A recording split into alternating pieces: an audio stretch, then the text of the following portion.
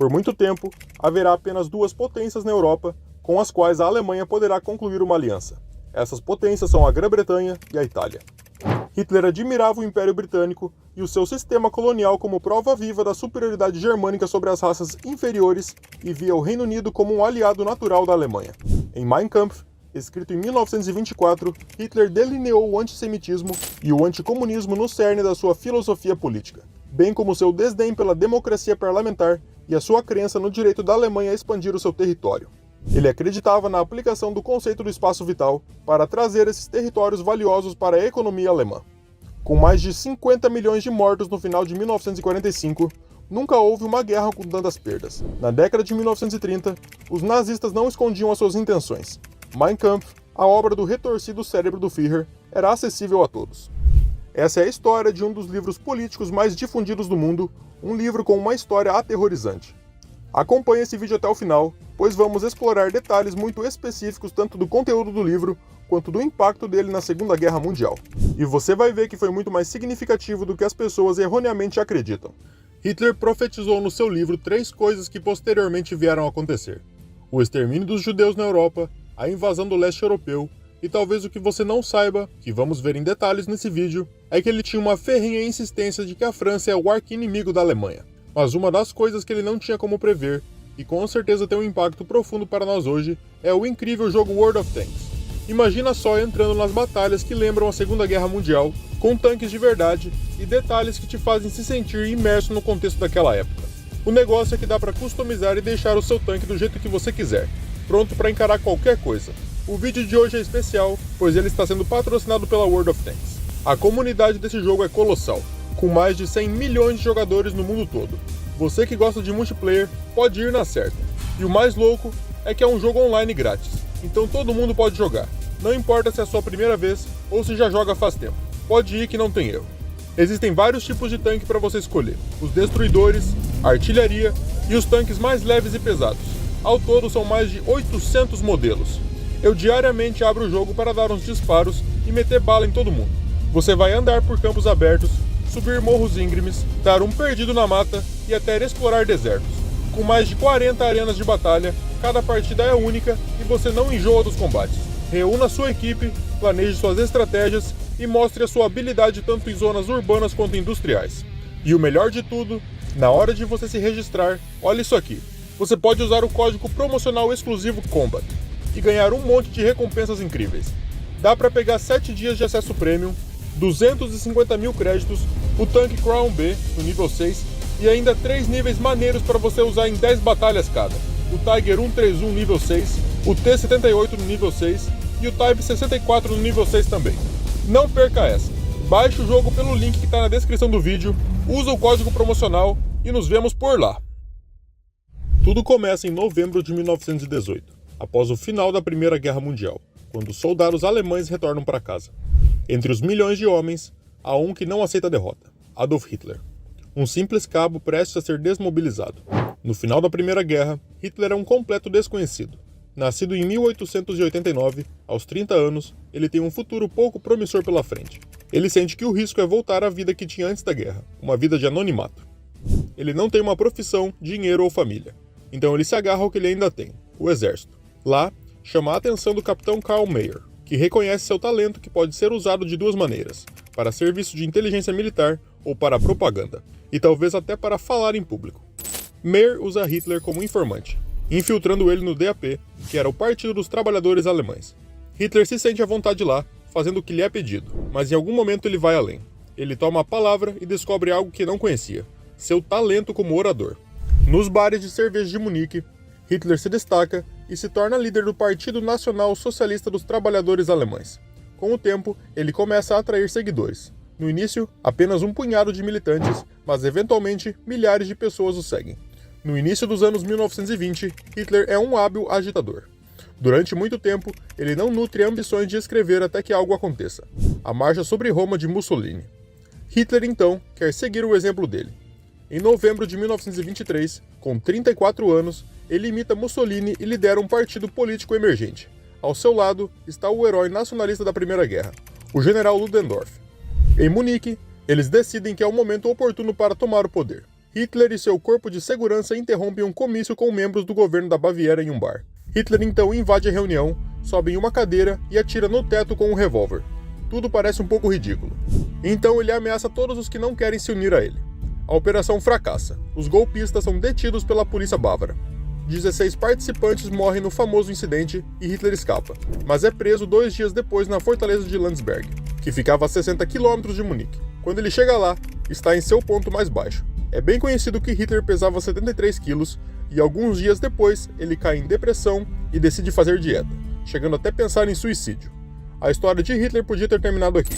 No entanto, na cela 7, no lugar menos provável, ele recebe um novo impulso. Sabendo que possivelmente seria condenado à morte, ele começa a escrever, pela primeira vez na sua vida, 60 páginas da sua defesa para o iminente julgamento. Surge também a ideia de escrever sobre suas expectativas e inimigos, fazendo uma espécie de acerto de contas com seus oponentes políticos. Quando o processo começa 3 meses depois, o interesse da imprensa é imenso. Todos se declaram inocentes, exceto um que enfrenta o juiz, Adolf Hitler. O processo serve como plataforma para Hitler. Ele tinha carisma e muitos dos seus contemporâneos o percebiam assim. Esse é o aspecto fatal desse personagem. Ele era capaz de usar a sua influência pessoal para ser ouvido, endoctrinando as pessoas com suas fantasias. Ele então é absolvido. As sentenças dos outros são brandas. Hitler sai vitorioso do processo e a possível pena de morte se transforma em apenas 5 anos de prisão, dos quais ele cumprirá apenas 9 meses. Isso com um tratamento especial. Na prisão, ele pode ler jornais, tomar chá em xícaras de porcelana e tem uma vista deslumbrante. Usa suas próprias roupas e pode conversar com seus colegas de prisão, fazendo novas amizades e mantendo antigas relações como colegas do golpe, como Rudolf Hess, que mais tarde se tornará a figura central do Terceiro Reich. Na sala comum, eles podiam se mover livremente durante o dia e conversar. Era como um apartamento compartilhado por homens que viviam lá em sua prisão de 4 estrelas. Hitler então é tratado como uma celebridade desde o processo. Ele recebe muitas visitas e presentes, doces, flores e cartas de apoio de seguidores, que começam suas mensagens com, entre aspas, querido Führer. Até mesmo as principais figuras da Baviera tentaram ser recebidas por ele.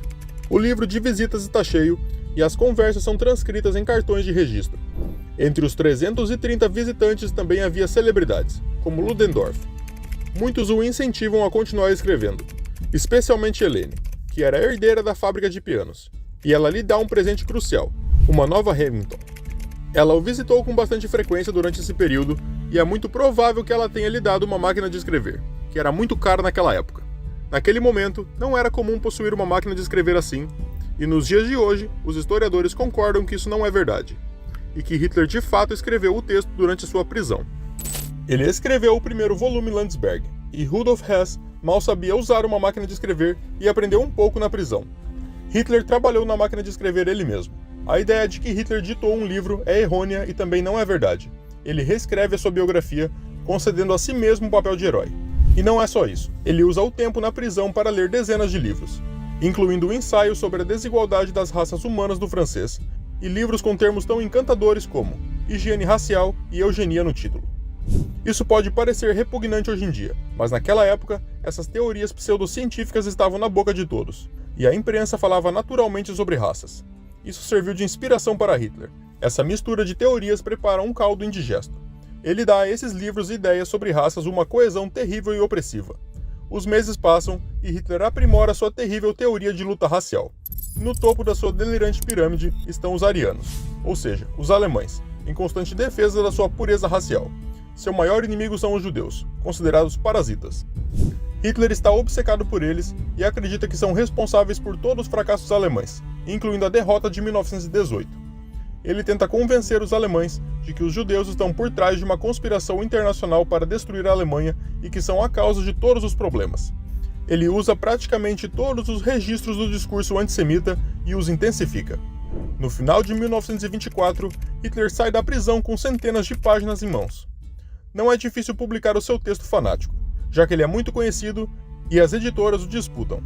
Já haviam sido publicados os primeiros livros de Hitler e muito já havia sido escrito sobre ele na imprensa.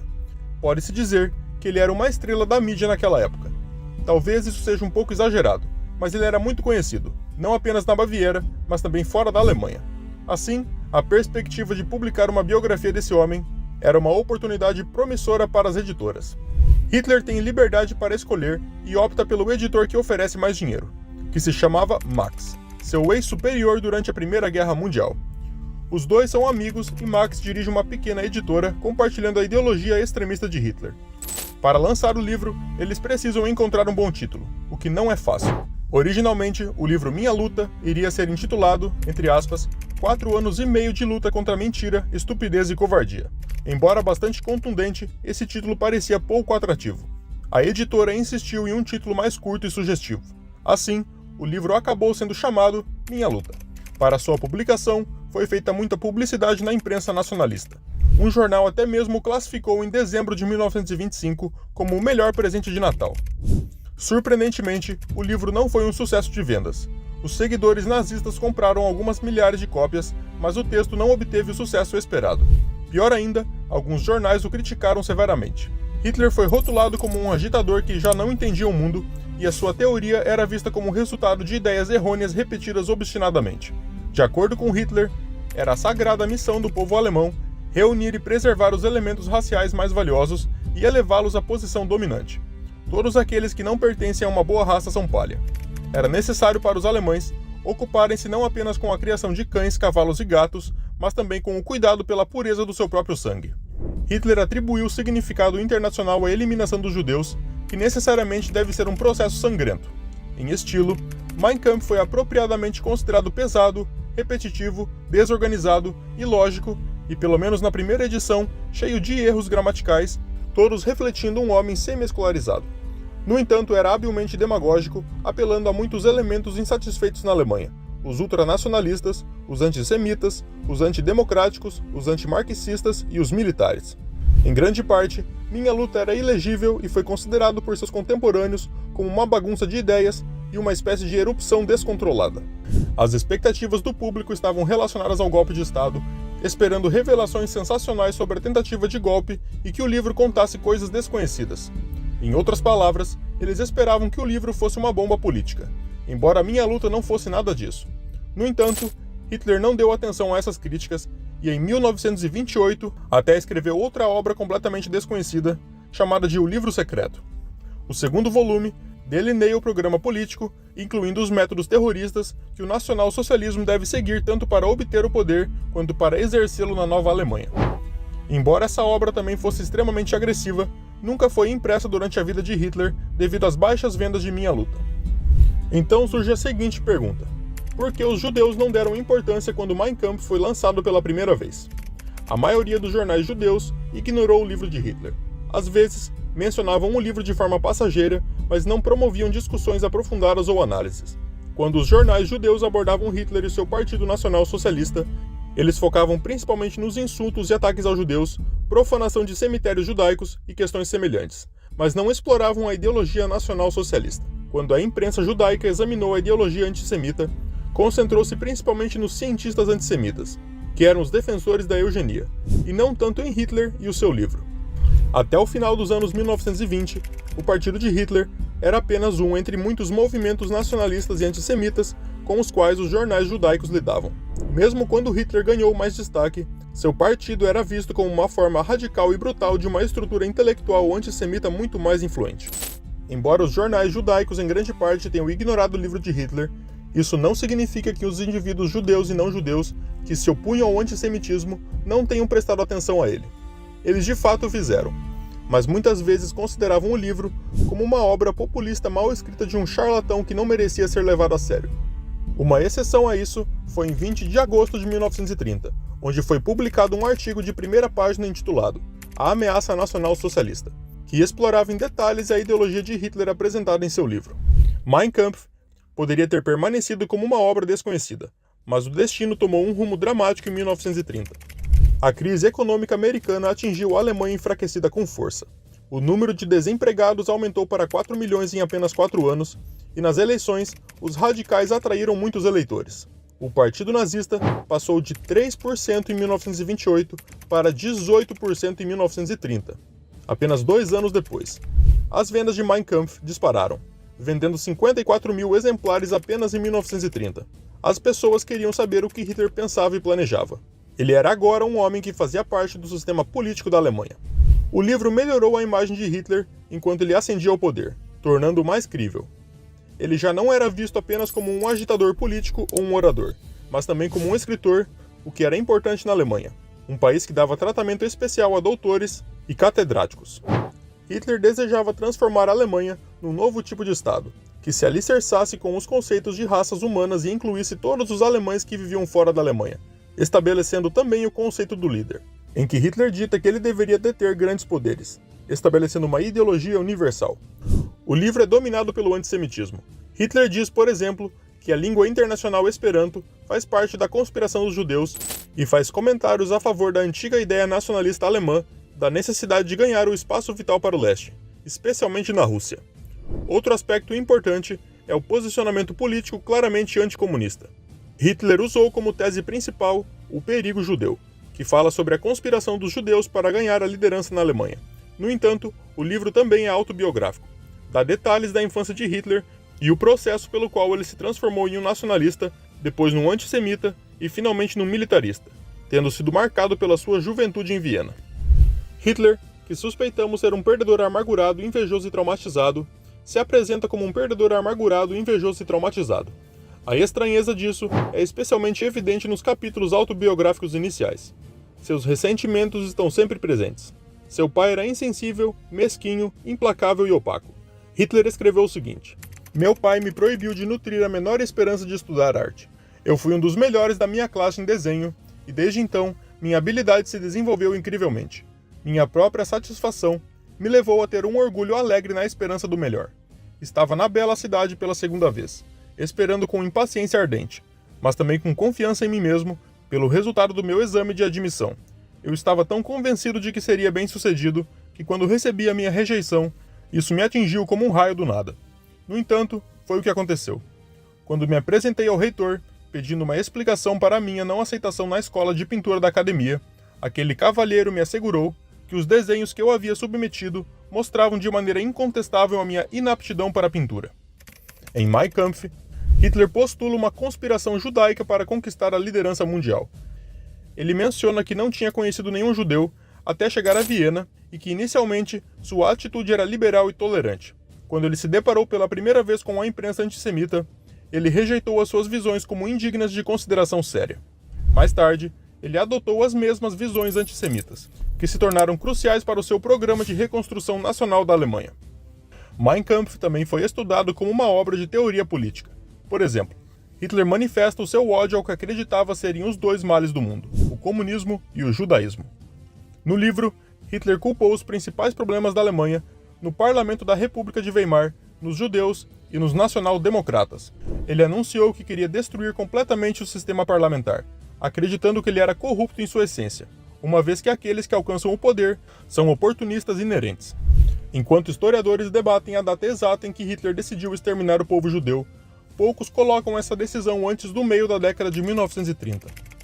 Hitler também afirmou que os protocolos dos sábios de Sião, que era um texto forjado destinado a expor a conspiração judaica para controlar o mundo, era um documento autêntico. Mais tarde, isso se tornou parte dos esforços da propaganda nazista para justificar a perseguição e a aniquilação dos judeus. O historiador Jan Kershaw observou que várias passagens de Mein Kampf são indiscutivelmente de natureza genocida. Hitler escreveu: "A nacionalização de nossas massas só terá sucesso quando, além da luta positiva pela alma do nosso povo, seus envenenadores internacionais forem exterminados." Ele também sugeriu que, se no início da guerra e durante a guerra, 12 ou 15 mil desses corruptores hebreus da nação tivessem sido submetidos ao gás venenoso, assim como teve de ser suportado no campo por centenas de milhares dos nossos melhores trabalhadores alemães de todas as classes e profissões, então o sacrifício de milhões na frente não teria sido em vão. As leis raciais às quais Hitler se referia ecoam diretamente suas ideias em Mein Kampf. Na primeira edição, Hitler afirmou que a destruição dos fracos e doentes é muito mais humana do que a sua proteção. Além dessa referência ao tratamento humano, Hitler via um propósito em destruir os fracos para abrir espaço adequado e pureza para os fortes. Hitler descreveu que quando estava em Viena, era repugnante para ele ver a mistura de raças tchecas, polonesas, húngaras, rutênias, sérvias e croatas, e sempre aquela infecção que dissolve a sociedade humana, o judeu, estavam em todo lugar. Ele também escreveu que viu a vitória japonesa sobre os russos em 1904 como um golpe contra o eslavismo austríaco. No capítulo chamado Orientação Oriental, ou Política Oriental, Hitler argumentou que os alemães precisavam de um destino histórico, que alimentaria adequadamente o povo alemão no Oriente. Ele acreditava que a organização da formação do Estado russo não era resultado das habilidades políticas dos eslavos na Rússia, mas apenas um exemplo maravilhoso da eficácia formadora do Estado do elemento alemão em uma raça inferior. Em Mein Kampf, Hitler descreveu abertamente a sua futura expansão alemã proposta no Oriente. E assim nós, nacionalsocialistas, conscientemente traçamos uma linha sobre a tendência da política externa do nosso período pré-guerra. Continuamos de onde paramos há 600 anos. Paramos o movimento alemão ininterrupto para o sul e oeste e voltamos nossos olhos para a terra no leste. Finalmente, rompemos com a política colonial e comercial do período pré-guerra e adotamos a política do solo do futuro. Se falamos de solo na Europa hoje, podemos principalmente nos referir à Rússia e os seus estados fronteiriços vassalos. Hitler escreveu que era contra qualquer tentativa de germanizar os eslavos e criticou as tentativas anteriores de germanizar os eslavos austríacos. Ele também criticou pessoas nos movimentos pan-germânicos na Alemanha, que pensavam que forçar os poloneses étnicos que viviam na Alemanha a falar a língua alemã os transformaria em alemães. Ele acreditava que isso teria causado uma raça estrangeira por sua própria inferioridade, prejudicando a dignidade e a nobreza da nação alemã. Agora, alterando um pouco o prisma, a forma como a mágoa é tratada, juntamente com a intensidade com que ela é recordada, no contexto de um livro que busca atrair seguidores fanáticos para uma causa extremista, pode ser mais perturbadora do que atrativa. O texto também contém muitas passagens similares de autopiedade que não têm relevância. Fazendo uma comparação evidente, a biografia de Mussolini, apesar de ter sido escrita por um ghostwriter, possivelmente um ex-embaixador americano na Itália, retrata uma imagem mais polida do autor. Suas memórias de juventude estão mais alinhadas com a paisagem cultural italiana.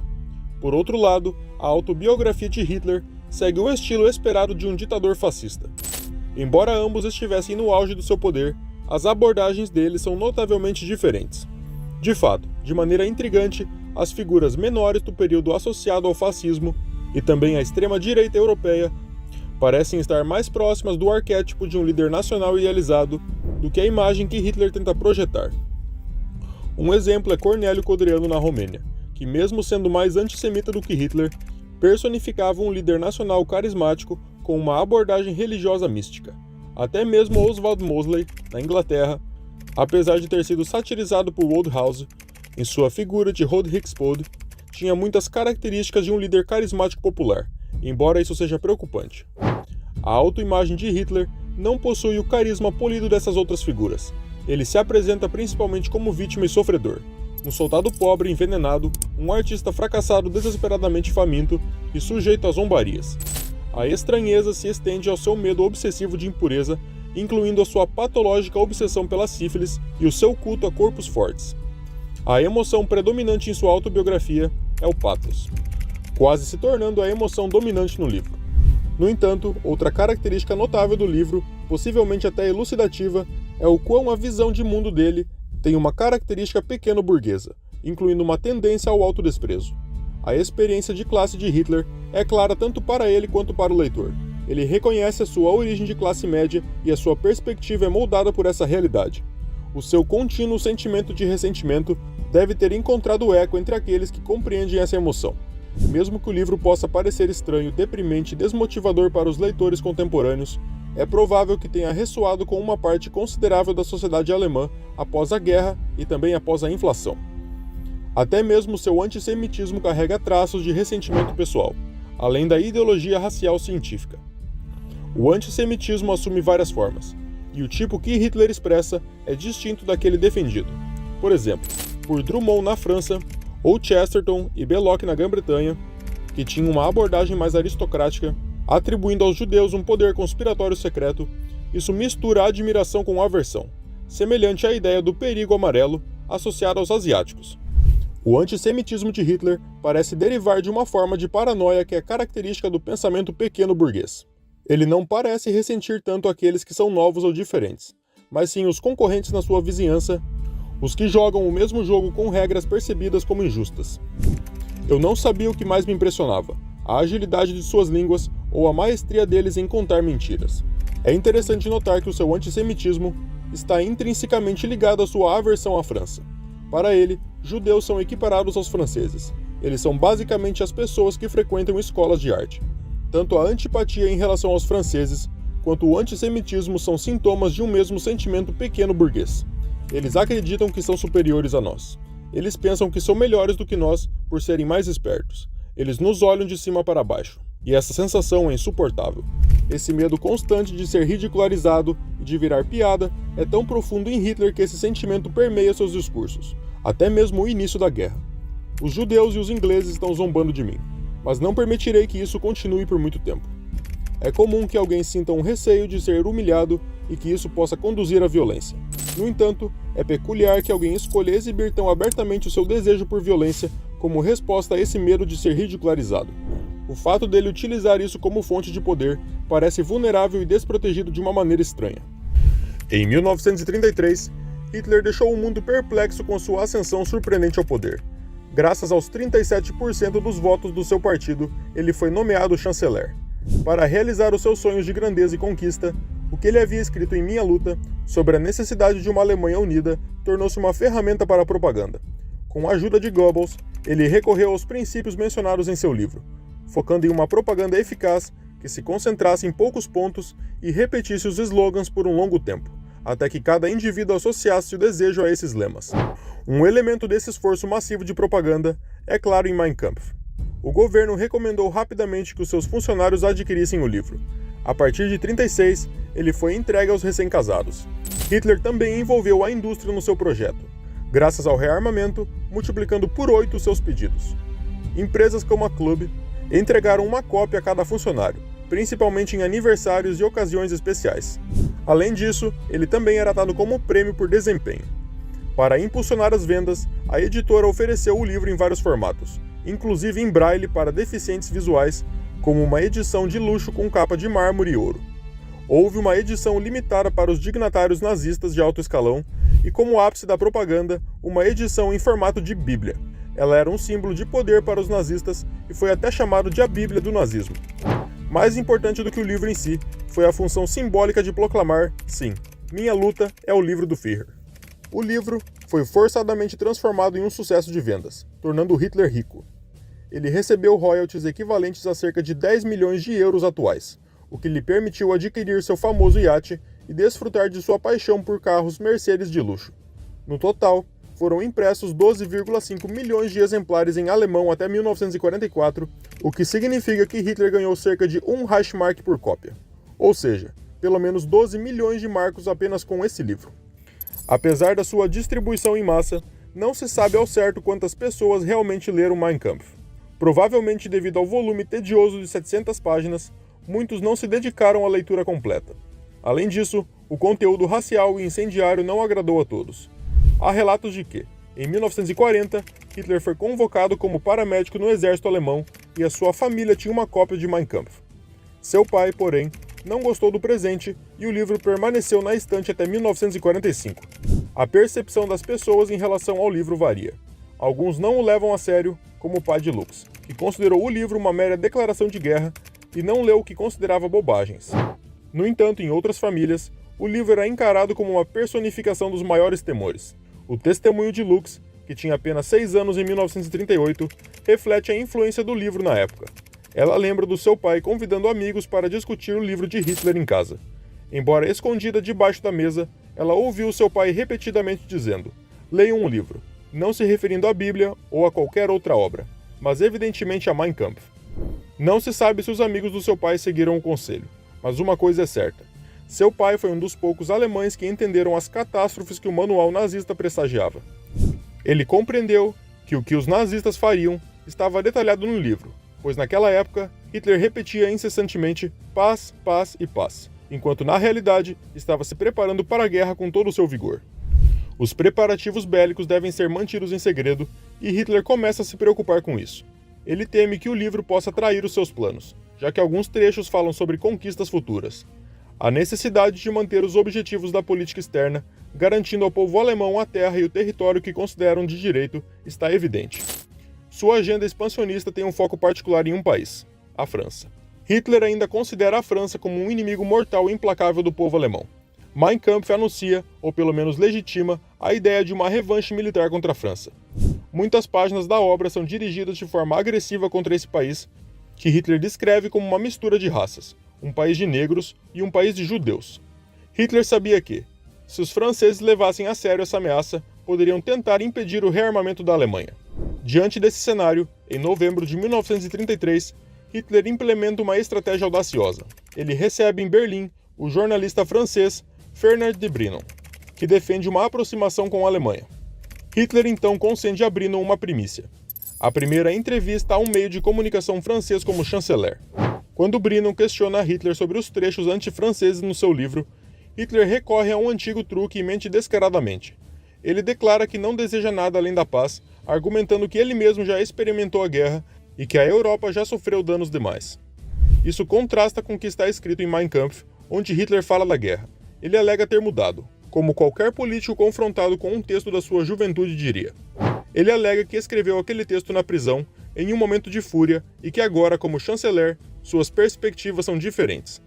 A entrevista é destacada na capa do Le Matin, que era um dos maiores jornais da época, contendo uma declaração tranquilizadora de Hitler, enfatizando que a guerra não resolveria nada, apenas pioraria a situação mundial. Enquanto isso, as ideias de Mein Kampf se espalham gradualmente entre os alemães, tanto nas ruas quanto no rádio. O ministro da propaganda Joseph Goebbels lê trechos da obra e o regime garante que os receptores de rádio acessíveis sejam fabricados para cada lar. Nas escolas, alguns professores até entoam um hino em homenagem ao Führer. Hitler coloca em prática o que está escrito em seu livro e o ódio aos judeus se manifesta na vida pública. Caricaturas atrozes que retratam os judeus como monstros que governam o mundo preenchem os jornais. A mensagem sombria é tão persistentemente difundida que algumas pessoas começam a acreditar nela. Testemunhos da época lembram situações em que o ódio aos judeus era propagado. Esse clima de intolerância se espalha tão profundamente que até mesmo crianças são afetadas. O relato de uma criança que retornou da escola chorando após receber doces de um convidado judeu demonstra o impacto dessa propaganda. A criança havia sido informada na escola de que qualquer um que comesse algo de um judeu morreria.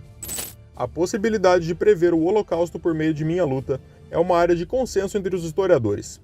Embora o livro não faça menção direta às câmaras de gás, ele estabelece uma narrativa de confronto que os alemães deveriam sustentar até a morte, com ênfase na ideia de que só pode haver um vencedor nessa luta, o povo alemão de origem pura, em confronto com os judeus. Até os dias que antecediam a guerra, alguns países europeus acreditavam na possibilidade de paz com Hitler. Em setembro de 1938, a Alemanha nazista anexou a região dos Sudetos em violação aos acordos de demarcação de fronteiras estabelecidos em 1918. Isso levou a Europa à beira da guerra, e o desfecho dessa crise ocorreu em Munique, onde o primeiro-ministro britânico, Neville Chamberlain, e o ministro de defesa francês foram convocados de maneira urgente. Nessa ocasião, eles concordaram em entregar a Tchecoslováquia a Hitler em troca de uma promessa de paz, assinando um notório Acordo de Munique. Após a assinatura, ambos os ministros retornaram como heróis a seus respectivos países, celebrados pela aparente conquista da paz. Acreditava-se que o acordo simbolizava o desejo de evitar novos conflitos bélicos. A confiança na paz era tamanha que as propagandas tranquilizadoras aconselhavam as pessoas a não se preocuparem com Hitler e aproveitarem as férias. Contudo, a crise de Munique não tardou a ser vista como um fracasso, quando em 1939 a Alemanha invadiu a Polônia, desencadeando uma série de acontecimentos que resultaram na ocupação de parte da Europa. A marcha do exército alemão em Paris e a celebração de Hitler simbolizaram a apreensão mundial diante da possibilidade de submissão ao domínio nazista. Nesse contexto, as opiniões da elite começaram a mudar em relação a Mein Kampf, pois as políticas que o livro delineava começaram a ser implementadas por Hitler. O conteúdo do livro passou a ser visto como uma profecia que se tornava realidade.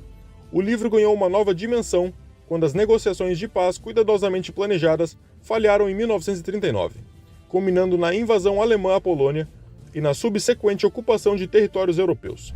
O exército alemão desfilou em Paris, o que ampliou o temor de que o domínio nazista fosse efetivado. Agora, a elite compreendia o quão perigoso era o conteúdo de Mein Kampf. Antes de 1939, os aliados não viam o livro como uma ameaça iminente, mas após o início da Segunda Guerra Mundial, passaram a usá-lo em campanhas de contra-propaganda. Nos Estados Unidos, por exemplo, as pessoas protestavam contra a guerra, hesitando em participar de conflitos europeus.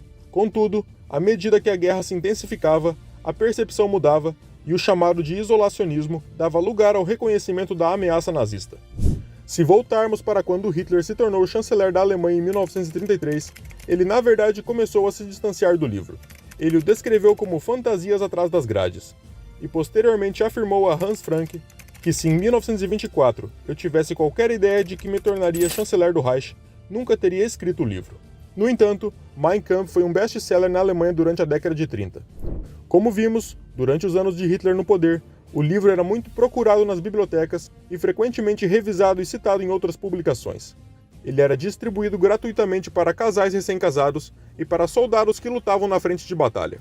Em 1939, o livro vendeu 5,2 milhões de cópias em 11 idiomas. Até o final da guerra, cerca de 10 milhões de cópias do livro haviam sido vendidas ou distribuídas na Alemanha. A partir de 1943, o exército alemão estava sofrendo derrotas crescentes. Após a guerra, o livro emblemático do regime torna-se uma posse incômoda. Para evitar serem associados ao nazismo, os alemães descartam as suas cópias. Nunca antes tantas cópias de Mein Kampf foram vistas como em 23 de abril de 1945. Com a chegada do Exército Vermelho, possuir o livro poderia resultar em conclusões negativas durante verificações e identificações. Na Alemanha derrotada, a simbologia nazista é eliminada e os aliados exigem a destruição das máquinas de impressão. Na Alemanha, é estritamente proibida a reimpressão do livro. Hoje em dia, é difícil imaginar que aquele best-seller possa ser transferido para o presente. Embora seu autor tenha falecido e a sua política tenha resultado em um derramamento de sangue terrível, sua obra proibida ainda é impressa. Na era da internet, é impossível evitar a sua disseminação. Desde 1945, milhões de cópias foram vendidas e Mein Kampf continua sendo lido. O nazismo, o Terceiro Reich e Hitler geram fascinação. Se algo é proibido, deve ser interessante, portanto, vale a pena dar uma olhada. Nos países árabes que enfrentam Israel, o livro desperta a curiosidade de antissemitas. Ainda mais surpreendente é a sua versão na Turquia, que foi um best-seller em 2005, vendendo cerca de 100 mil cópias em 2 meses após a ascensão ao poder dos nacionalistas. Mesmo na Índia, o livro tem um sucesso surpreendente. Lá, Hitler é visto como um modelo de sucesso e em algumas universidades de administração é símbolo de um ultranacionalismo beligerante que pressiona os vizinhos. À meia-noite do dia 31 de dezembro de 2015, os direitos autorais de Mein Kampf expiraram, encerrando o controle oficial do governo da Baviera sobre o livro. Em preparação para lidar com esse prazo limite, o respeitado Instituto da História Contemporânea da Alemanha, que é sediado em Munique, publicou uma edição crítica da cópia, contextualizando as ideias de Hitler e detalhando o trágico papel que a ideologia racial nazista desempenhou no processo do Holocausto. A editora francesa Fear segue uma estratégia similar, empregando um papel científico para produzir uma versão comentada que contrabalanceie o ódio e as mentiras do passado. Mein Kampf, em essência, delineia o programa ideológico estabelecido por Hitler para o Holocausto, ao identificar os judeus e os bolcheviques como racial e ideologicamente inferiores e ameaçadores, e os arianos e os nacional-socialistas como racialmente superiores e politicamente progressistas. Os objetivos revolucionários de Hitler incluíam a expulsão dos judeus da Grande Alemanha e a unificação dos povos alemães em uma única Grande Alemanha. Devido ao seu conteúdo racista e ao efeito histórico do nazismo sobre a Europa durante a Segunda Guerra Mundial e também sobre o Holocausto, o livro é considerado extremamente controverso. As críticas não se originaram apenas de opositores do nazismo. O ditador fascista italiano e aliado nazista Benito Mussolini também foi crítico em relação ao livro, afirmando que era um livro chato que nunca consegui ler, e observando que as crenças de Hitler, conforme expressas no livro, eram pouco mais do que clichês comuns. Mein Kampf, sem dúvida, é um livro polêmico, mas será que ele deveria ser proibido? Certamente, eu poderia simpatizar com qualquer alemão que gostaria de ver ele sendo mantido ilegítimo. Mas o que está longe de ser proibido é o jogo World of Tanks. Com mais de 100 milhões de jogadores, ele é um jogo online gratuito, com mais de 800 tanques para você escolher, de destruidores a pesados. Batalha em mais de 40 arenas, de campos abertos a áreas urbanas. E lembra que você pode usar o código COMBAT para adquirir benefícios exclusivos quando baixar o jogo. O link está na descrição. Agora voltando às perguntas sobre o livro, será que ele é um livro perigoso? Ele circula ideias sinistras que seria melhor manter em silêncio? Deixando de lado o tom particularmente ameaçador do livro, suas argumentações não se diferenciam muito daquelas que já existiam em outras formas de literatura antissemita que ainda circulavam. A personalidade de Hitler continua desconcertante, principalmente devido à discrepância evidente entre o estado miserável no qual ele se encontrava e a intensa determinação que ele tinha para alcançar o poder. Porém, talvez isso não seja surpreendente. Muitas histórias ao longo da história mundial sugerem que pessoas em situações precárias frequentemente possuem uma vontade de poder extremamente forte. Os temas abordados no livro são parte de uma tradição que remonta à Era Moderna, os quais Hitler simplesmente adaptou com sua própria abordagem peculiar e autocomiserante, e depois levou a uma conclusão terrivelmente alarmante: a glorificação da guerra em detrimento da paz, a aversão pela política tumultuada e os sucessos limitados pela democracia parlamentar reformista, o desdém pela classe política considerada permanentemente comprometida, a crença de que os reveses militares são causados por sabotagem civil e falta de vontade, a fé em um líder forte, o amor pela superioridade de uma nação em relação às outras, a escolha de um grupo vulnerável para ser alvo de ódio, culpado por sentimentos de humilhação nacional. Hitler não inventou essas ideias, ele recontextualizou elas e, mais tarde, mostrou como elas se materializariam no mundo real. Continuar resistindo a essa retórica é a nossa responsabilidade contínua. E é por isso que essas ideias são inquietantes. No entanto, ainda é válido ler e entender, mesmo que seja assustador, para perceber que uma pequena semente de ódio, inicialmente inofensiva, pode crescer e resultar na quase total aniquilação de uma raça inteira no planeta Terra. Se você gostou do vídeo, considere apoiar o canal com apenas R$10. Isso vai ajudar muito a manter o projeto ativo aqui no YouTube. Muito obrigado pela sua audiência e não se esqueça de deixar o like e se inscrever no canal. Nos vemos em breve.